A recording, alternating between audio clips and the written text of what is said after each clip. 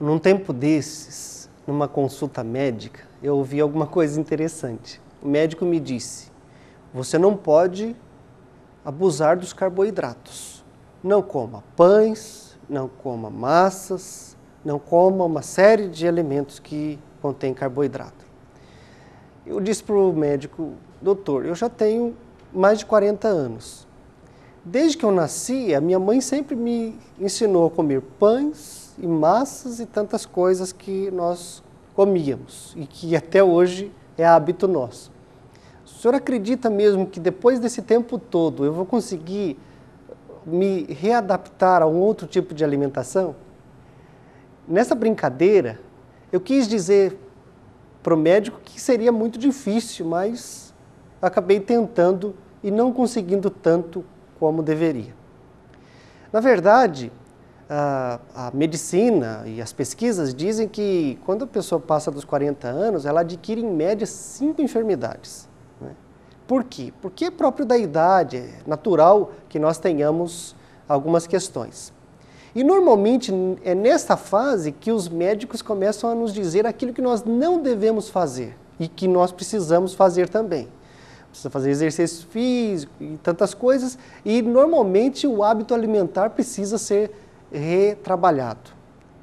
E nesta hora a gente começa a escolher as coisas que temos que comer, e quando vamos aos restaurantes ou dentro de casa mesmo, começamos a pensar mais no que deve ser usado para a nossa alimentação. Na verdade, nós somos o fruto daquilo que comemos. Somos o resultado físico, biológico daquilo que nós comemos, aproveitamos, né, como alimentação.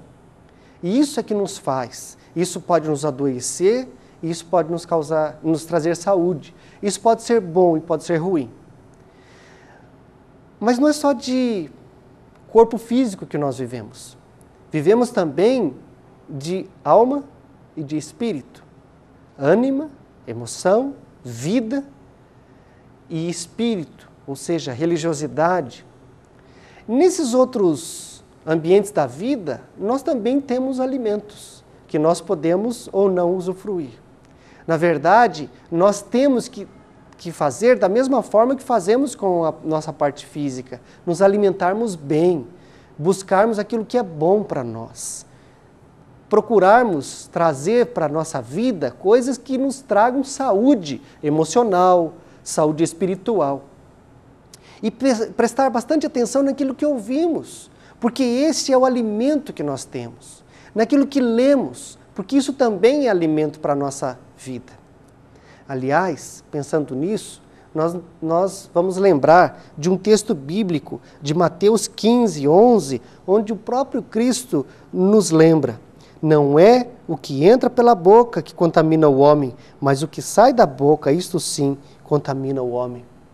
Não é tanto aquilo que nós comemos, mas aquilo que nós falamos, porque é aquilo que está dentro da nossa vida, que dá o tom da nossa caminhada, que mostra a filosofia que temos, ou aquilo que acreditamos e aquilo que percebemos como valor para a nossa vida.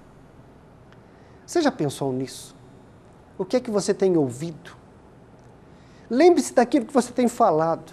Normalmente aquilo que você fala mostra aquilo que você tem dentro de você. Como é que está o seu coração? Existe um ditado que diz que a boca fala o que o coração está cheio, do que o coração está cheio. Isso, na verdade, é uma demonstração de que sempre nós podemos ofertar aquilo que nós temos. E não é só biologicamente, fisicamente, mas emocionalmente também, espiritualmente. É por isso que nós temos que prestar atenção naquilo que nos abastece, aquilo que é o nosso alimento, aquilo que nos sustenta. Precisamos pensar no que nos sustenta emocionalmente e no que nos sustenta espiritualmente. É assim que teremos uma saúde emocional, uma saúde espiritual, que nos fará pessoas melhores, pessoas mais sensíveis, mais generosas. Que Deus nos abençoe. Amém.